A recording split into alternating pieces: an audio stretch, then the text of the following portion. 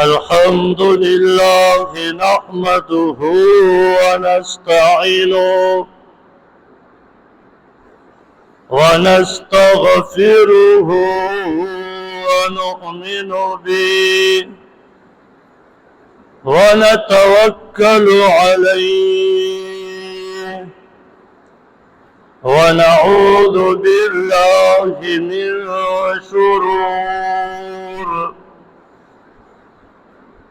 شرور سيئات أعمالنا. من يهده الله فلا مضل له ومن يضلله فلا هادي له.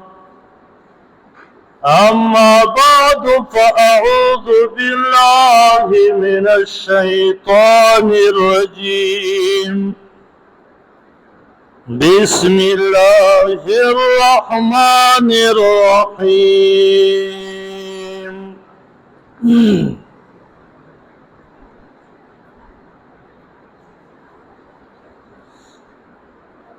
لقد رضي الله عن المؤمنين إذ يبايعونك تحت الشجرة فعلم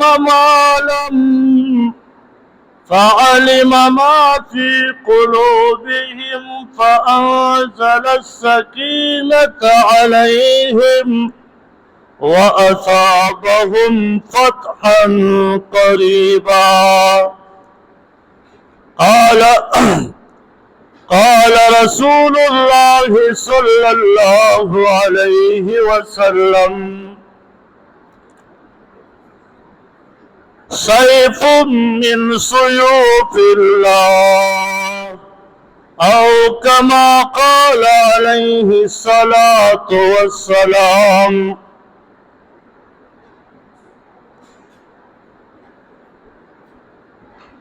عزیزانو، د محرم نبات د سفر میں شروع کیږي. نو زما عزیزانو د نن موضوع مطابق چې د سفر په اول تاریخ باندې خالد بن ولید رضی اللہ تعالی عنہ ایمان راوڑے دے. خالد بن ولید رضی اللہ تعالی عنہ آغا شخصیت تے چھے کافر اسم نمواوری نو پا آغی باندے لرزان رضی. اسم آغی دا خالد بن ولید رضی اللہ تعالی عنہ بہادری منی چے بہادر انسانو. خالد دا پا مکہ مکرمہ کے دا نبی علیہ السلام دا پیغمبرینا 26 سال مخ کی پیدا شوے دے. نبی علیہ السلام نبوت تا 26 سال پاتیو چه اللہ رب العزت خالد پیدا کر. دا پلار نم ولیدو، خو پلار کافر دا دنیا نتلے رے. او دا مور نمی لبابہ رضی اللہ تعالی عنہ دا دی بیا ایمان راوڑا خودے روستو او مدینه مبارکه تے بیا تشریف یوڑا الت اخپل زندگی مبارکه تیر اکرا وفات شوا. او خالد رضی اللہ تعالی عنہ دا قریش و خاندان یعنی دا نبی علیہ السلام چے پا قریشو کے پیدا شوے ہو. خالد رضی اللہ تعالیٰ عنہ پا قریشو کے پیدا ہو. صرف قبیلہ بدل ہوا چے مخزومی قبیلہ ہوا دا غی سره تعلق ساته. نو دا چې کله پیدا شو د ده د پیدایش نه مخکې د ده پلار دا د مکې مکرمې په کافرو سردارانو کې دا سردارو او دا داسې سردارو چې د جنگ کې دا ډېر ماهرو او دا کافرو خپل لیډر ګرځولی و نو دا ظاهره ده چې د لیډر او بیا د جنگجو سړي زویم لیډر او جنگجو پکاري نو خالد رضی اللہ تعالی عنہ کافرو 19 کاله عمر دی او 19 کاله عمر کې دته پلار د جنگ هغه طریقه ښودله چې بچیه دغسې به د مقابل خلاف د جنگ سامان تیارې دغسې به خپل فوج تیارې نو دا په 17 سال کې په هره حربه په مقابل د جنگ کې دا خپل مهارت ته ورسېد په جنگ احد کې دا د کافرو په ډله کې و ځکه ایمان یې نه و راوړی نو صحابو ته چې تکلیف ډېر رسېدلی و دا د ده د وجې نه دا ماهر ډېر زیات و کله چې کافرو شکست وخوړه نو خالد بن ولید ایمان یې نه و راوړی د میدان نه یې منډه کړه صحابو ګمان دا شو چې کني لاره وتښتېده خالد بن ولید رضی الله تعالی عنہ دا خو ماهر نو دا د تنګي په هغه طرف شکل باندې په هغې دوباره راتاو شو سره د خپل پوجا او په صحابو یې حمله وکړه نو ډېر چې شهیدان که نو دا خالد دا ډېر ماهر ایمان یې کله راوړه د ایمان دو واقعات علما ذکر کوي د صلح حدیبیې په ورځ یو دا روایت ذکر کیږي چې صلح حدیبیې په ورځ د نبی علیه الصلاة والسلام د هغې ونې لاندې ناستي د مکې مکرمې نه بهر نو خالد هم لاړو خپل فوج یې ځان سره که ولې د سردار زوی و 100-200 کسان یې ځان سره کړه او د صحابه او د نبی علیه الصلاة والسلام معلومات یې کول کله چې خالد راغی نو د لرې نه یې د صحابه او د نبی علیه السلام تماشا وکړه او موقع یې موندله چې په صحابه حمله وکړم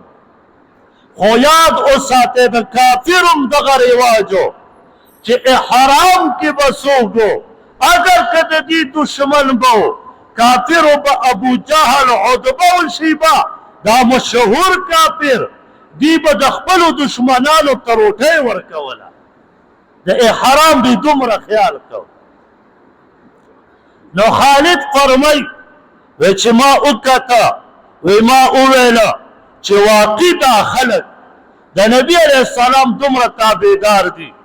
نو دا پیغمبر واقعي پیغمبر دی د زړه کې مې ایمان پیدا شو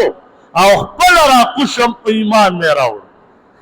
یو واقع علما دا ذکر کوي دویمه دا و چې عمر بن عاص رضی الله تعالی عنہ د مکې مکرمې نه را روان دی په لاره کې ما سره ملاقات وکړ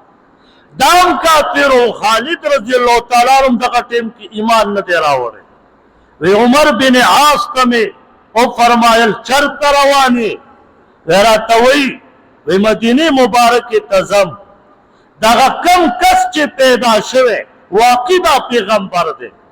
وی ایمان راوړم خالد رضی الله تعالی عنہ ورته فرمایي زمان ځان سره بوځه زم ډېر زیات متاثره شوی یم د اسلام نه را روان شو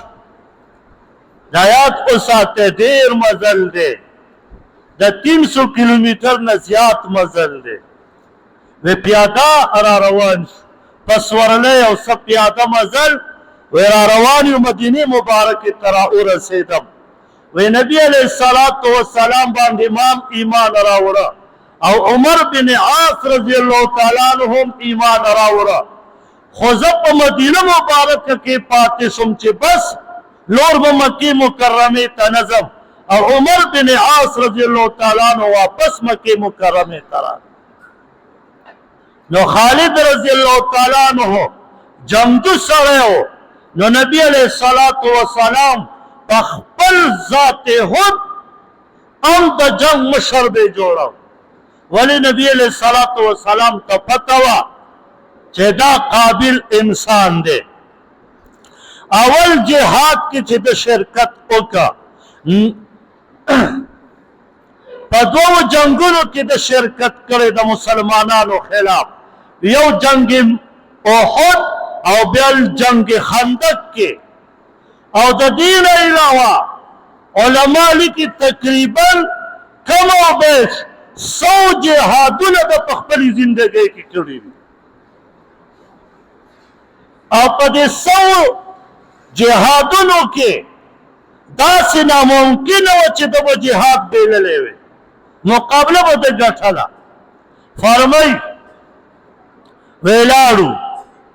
وی کله چې راروانېدو جنګ موتا ته وی نبی علیه السلام یو کس ولیکه چې حارث بن عمیر و ورته وی فرمایل پلانکي ځای ته لاړ شه او شرجیل د هغې علاقې مشر و هغه دا خط ورکه د دعوت چې دا قبول کا هغه چې څنګه ورسېده شرجیل ظالم حارث بن عمیر شهید کا نبی علیہ السلام ته خبر مبارک را ورسید نبی علیہ السلام ته چې خبر واغې اوی فرمایل چې صحابه جهاد ته تیار شي نو 2000 صحابه تیار شي او اوی فرمایل چې اول به د دې مشر حارث یعنی زید بن حارث رضی الله تعالی عنہ کدا وفات شو بیا به جعفر رضی الله تعالی عنہ وی کدام وفات شو شهید شو بیا به عبدالله بن رواحه رضی الله تعالی عنہ او که بیا دام وفات شو بیا په خپلو کې یو کس مشر اٹھاکے صحابه را روان شو جهاد شروع شو هغه شرجیل هغه د مشر ځای ته ورسېد یو صحابیم شهید شو زید بن حارث رضی الله تعالی عنہ دویم جعفر رضی الله تعالی عنہ شهید شو هغه جنډه د عالم هغه بیا عبدالله بن رواحه رضی الله تعالی عنہ واخیستا هغه شهید شو درې واړه صحابه شهید شو نبی علیہ السلام په مسجد نبوی کې تشریف فرما دے التا صحابہ په جنگ موتا کې لګیا دي جهاد کوي صحابه جهاد په دوران کې مشر خالد بن ولید رضی الله تعالی عنہ مقرر او نبی علیہ السلام په مسجد نبوی کې تشریف فرما دے صحابه فرمای و نبی علیہ السلام راغه او منبر ته اوخته دا معجزه وی و نبی علیہ السلام چې اوخت منبر ته نو اوی فرمایل و درې ورا صحابه شهید شو خود دا جهاد هغه کمانډر چې مشر جوړ شو هغه سیف من سیوف الله هغه د تورو د الله د تورو یو تور ته مشرولی میلاو شو چې هغه خالد رضی الله تعالی عنہ دی په دغه ټیم کې خالد رضی الله تعالی عنہ د الله د توري سره لقب نبی علیہ السلام په منبر د مسجد نبوي ورکړ چې دا د الله توره ده نو خالد رضی الله تعالی عنہ توره اوچته کا فرمای وی په دغه جهاد کې ما نه توري ماته کړې او فرمای وی مولانا اکبر سے تاریخ کی لکھی وی د توری وزن 35 کیلو دا به په یو لاس چلوله 35 کیلو داسې بهادر او پلوان 9 تورې ماتې کړې او فرمایي وجود مې په نیزو په تورو لګېدلی دی او جهاد یې وګټه او واپس مدینه مبارکې ته راغه نو بیا به خلقو صحابو خالد رضی اللہ تعالیٰ عنہ نه فرمایل بلکې صحابو به ورته فرمایل سیف الله دا الله توره راغله نو د صحابو هغه مقام دی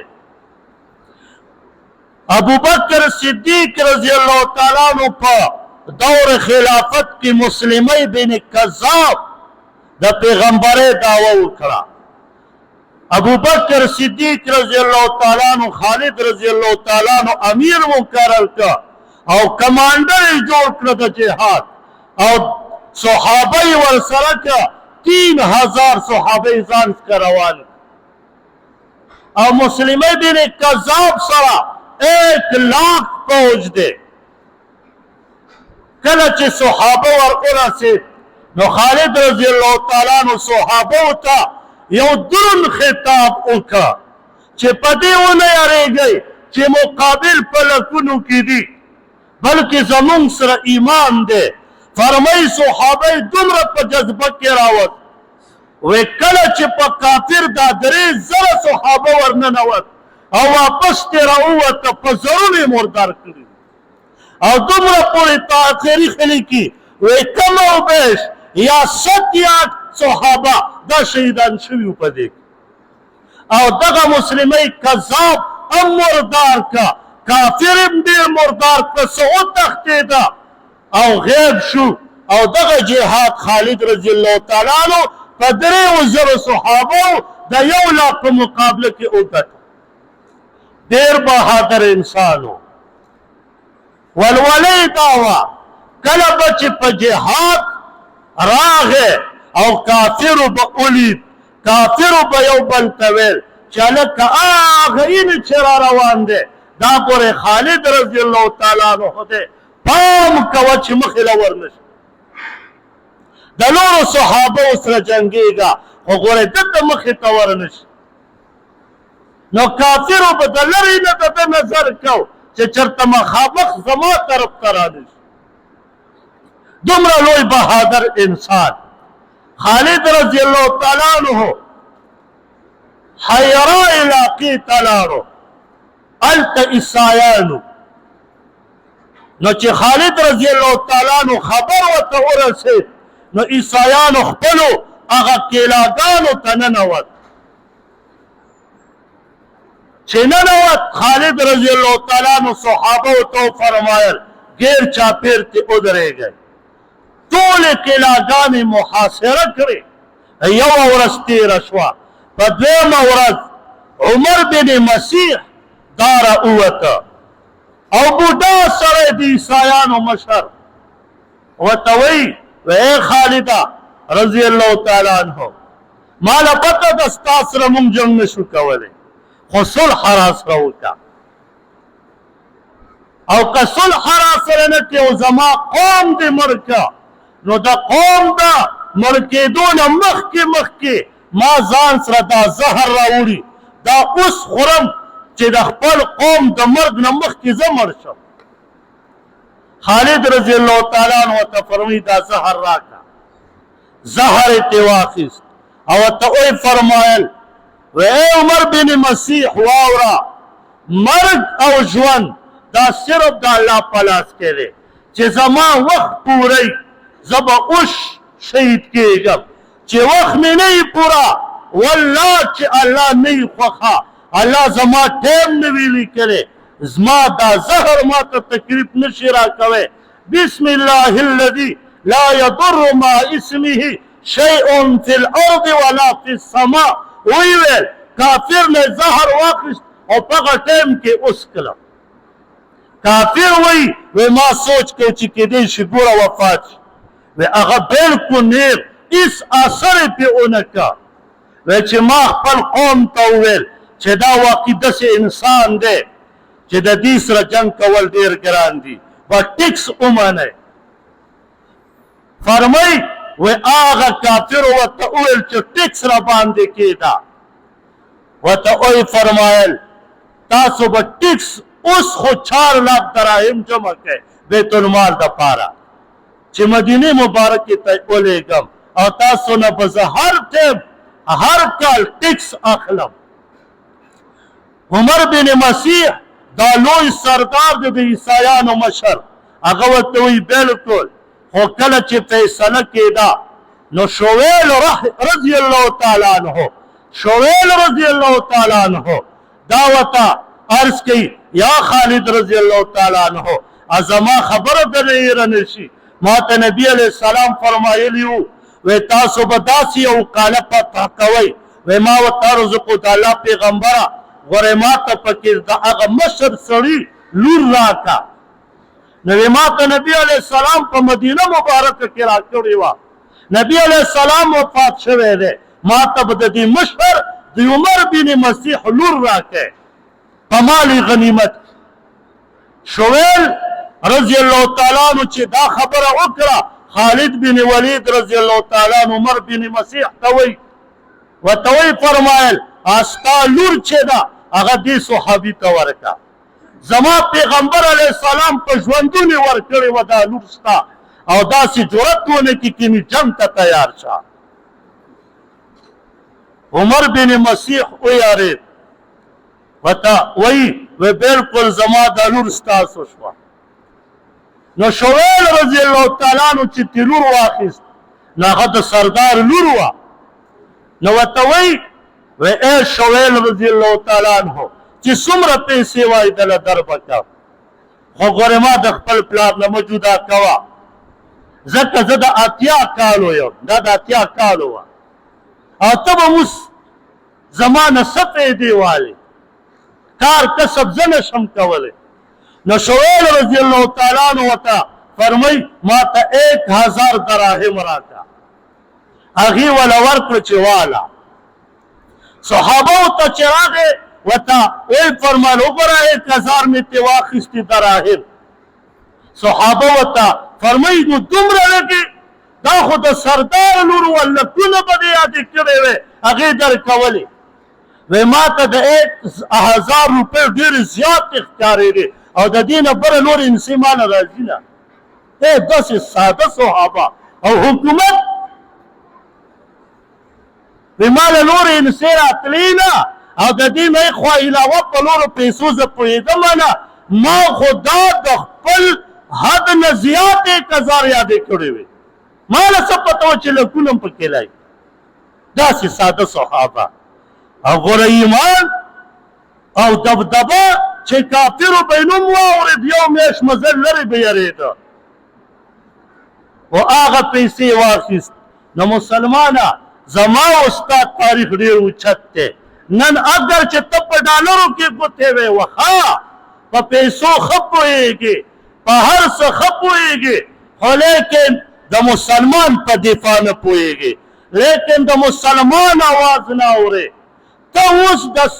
ډالرو سپی نو ځکه کافر دنه نه یېرېږي ته که د قرآن او د حدیث نیونی وې قسم په الله کافر به ستا نه په امریکا کې یېرېدی یو مصري دا مصر عمر بن عاص رضی الله تعالی عنہ فتح کړی دی او فلسطین عبید الله بن جراح رضی الله تعالی عنہ فتح کړی دی یو مصري لګیا دی په بوتلو کې خوراک اچولی او د سمندر کې لړکی دا یو سمندر بحیر احمر دی غالبا د دې په درمیان کې خو فلسطین پروت دی نو دا په سمندر کې خوراک لړکی چې ای فلسطینیانو زما دومره وس دی کیدای شي دا بوتلې تاسو ته درشي په دې سمندر کې دا راونیسئ او دا ځان ته راوالئ زما دغه وس دی نور وس مې نشته چې دله خوراک در ورسوم زما او ستا د مسلمانانو لیډرانو هر قسم اختیار شته لیکن خوراک نه وررسوي د دې ظلم تپوس د ټولې دنیا چې کوم مسلمان ملکونه دي دا یاد وساته د دې نه به تپوس د قیامت په ورځ کېږي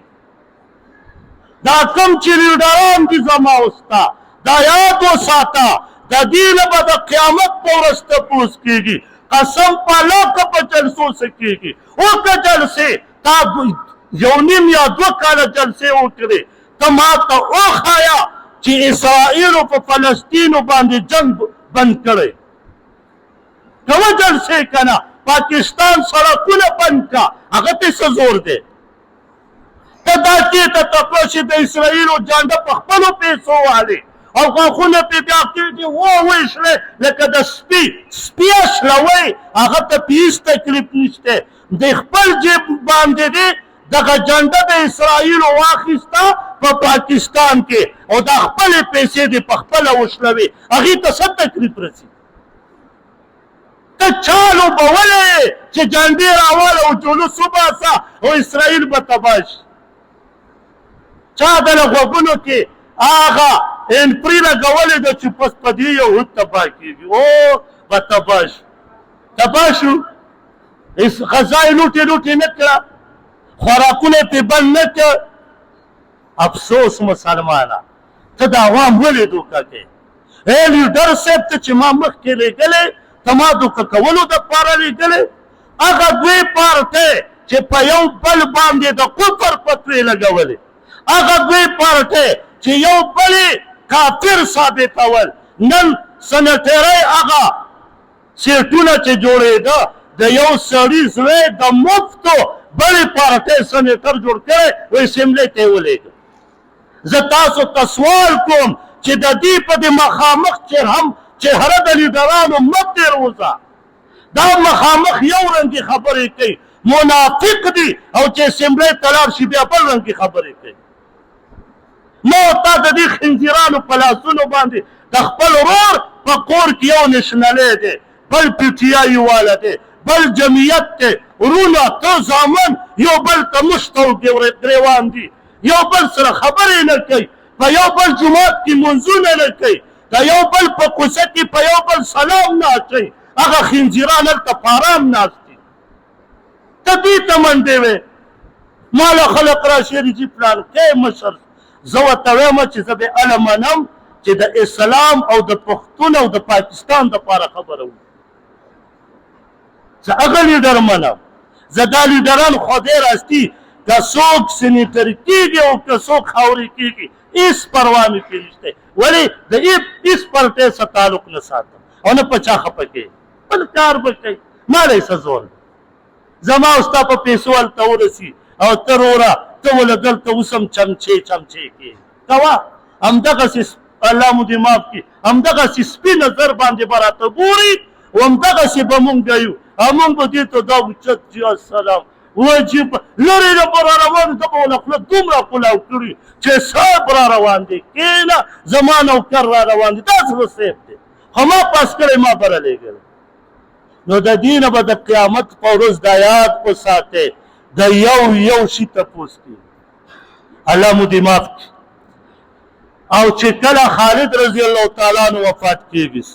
100 نه زیات غزواتو کې شرکت خو چې وفات کېږي به بستره پروت دی او صحابه او ملګري ورسره ناست او دا وله داسې ګوري وجاري صحابه ورته عرض کوي ولې جارې مرګ نه یارېږي وی نه وی زما په ټول وجود کې چرته لغوندې ځای داسې نشته چې په جهاد کې لګېدلی نه خو خفه په دې یم چې نن په خپله بستره مرم کاش چې په یو جهاد کې شهید شوی وی مونږ څه وایو چې پام کوه چې په خپل کور کې په بستره مړ شي که نه خو بس چې بار مړ نه شي چې کفن درته میلاو شي مړه په داسې کفن تو لعنت زه وایم چې الله پاک دې مونږ ته داسې شهادت مرګ راکړي چې قیامت په ورځ د صحابهو په صف کې ودرېږي شهادت مرګ غواړئ دا د بېغرتوب مرګ دی او بیا عمر رضی الله تعالی عنه فرمایي وی دا داسې شخصیت چې د کم جهاد ته تللی نو دا نه امیده نه دی راغلی چې هر جهاد ته دا تللی د هغه جهاد ګټلی دی او بیا راغلی دی عمر رضی الله تعالی عنه غوندې شخصیت صفت کوي ها یو څو مسلې د سفر په میاشت نو تاسو پوه شوئ چې خالد رضی الله تعالی عنہ د سفر په اول تاریخ ایمان راوړی او وفات شوی دی په شام کې او هلته کې دفن شوی هم دی حمص علاقه ده هلته قبر مبارک دی په شام کې دې سفر میاشت کې اوسو خبرې خلک کوي اوله دا وایي دا سفر میاشت دا نحوست والا ده په دې کې بیمارۍ ډېرې وي په دې کې تکلیفونه ډېر راځي او خلک پکې قسمه قسم دروغ وایي نو د دې هیڅ حقیقت نشته بخاری شریف کې روایت دی نبی علیہ السلام فرمایي چې په میاشت د سفر کې هیڅ نحوست نشته یو دا دویمه دا وی نبی علیہ السلام فرمایي من بشرني بخروج سفر بشرته بالجنه وی په دې موبایل دا حدیث ډیر عام شي و چا چې ما ته په زیر راکړه په ختمېدلو د سفر د میاشتې نو نبی علیہ السلام فرمایي زه به دته زیر جنت ورکم دا دروغ او منکرت حدیث دی دا حدیث دی نه دا دروغ د چا د ځان نه جوړ کړی سفر میاشت کې نبی علیہ السلام کرم داسې نه دي فرمایي دویمه دا په دې کې بیا یو څو نور حدیث خلک بیانوي یو پکې دا بیانوي و چې اوله شپه شي د سفر د میاشتې نو په اول تاریخ ته به د ماسخوتن د مونځ نه بعد به د څلورو رکعاتو نفل نیت وتړې وایي په اول رکعت کې به د فاتحې نه بعد قل یا ایها الکافرون 15 کرتی وایي او په دویم رکعت کې به سورة الاخلاص 11 کرتی وایي او په دریم رکعت کې به سورة الفلق دا 15 وایي سورة الناس به 15 کرتی وایي مړی وی چې دومره نیکۍ به دله الله درکړي که نه چې ستا په وهم ګمان کې به نه داسې یو مسله درته کوم مسله دا ده چې اول رکعت دې غټ وکړې نو دویم رکعت به هم وړوکی کې که د اول نه دې غټ که نو بیا مونځ مکروه کېږي نو دلته چې سورة الاخلاص به 11 کرتې وي او سورة الفلق به 15 کرتې وي نو دا خو تا د اول رکعت نه دویم رکعت غټ کړ دریم رکعت نو دا مونځ دې مکروه شي پته نه لګي زه وایم چې کله ته خبره کوې دا عقل پې لږ کرنګوه چېرې دروغ وایم چې زه چې دروغ وایم چې خلکو پې دوکه کړم که نه نو په دې خو زه دوکه نه شوم دا دروغ خبره ده هېڅ حقیقت د دې نشته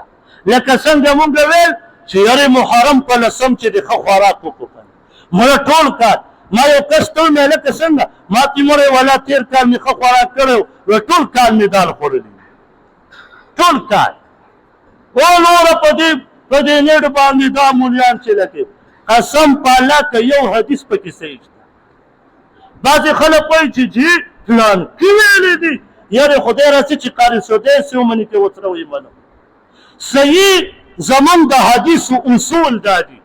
کله چې یو روایت چې ضعیف هم وي خو د دې په مقابل کې صحیح روایت نه وي نو بیا د ضعیف باندې عمل کولی شي خو کله چې صحیح حدیث د دې ضعیف په مقابل کې راشي بیا به دا ضعیف نه منې دلته صحیح حدیث شته دی چې نبی علیه السلام فرمایي چې تاسو په لسم محرم روژه ونیسئ نو دلته نبی علیه السلام فرمایي روژه ونیسه دلته موږ وایي ښه خوراک وکړه صحیح حدیث راغلو په دې ضعیف حدیث به عمل نه کوې پیمان وی دا چا چې ښه خوراکونه کړي دي موږ خلکو ته وایو خلک څوک مني څوک نه مني ځکه ما نه غټ غټ مولیانو ویلي دي نو پیمان یې وایه ورته چې د هغې نه بعد بیا چېرته ښه خوراک لیدلی دی سترګې دې به ورپسې راوځي سترګې هلته الله مال او دولت درکړی بېله خبره ده سترګې به دې ورپسې راوځي دا خو ډېر اسان کار و چرسي ته بتلی یو ورځ یو 2000 روپۍ نه صحیح او بس شی مو به والی خوراک او راتلی به ټول کار مو به چرګان خوړی سم کټی به رانه اوس جوړ په دې منبر کې به نه ځایې دی داسې فضول خبرې دي خدای ته وګورئ کله هم چې داسې ناشنا خبره واورئ د علماو نه تپوس کوئ د علماو نه دا ما چې کوم په دې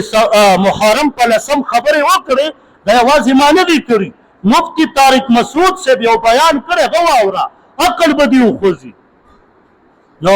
کوشش دا وکړو چې دا غلطو عقایدو نه ځان بچ کړو الله پاک دې په عمل کولو توفیق راکړي. دعا الحمدلله رب العالمین والعاقبة للمتقین.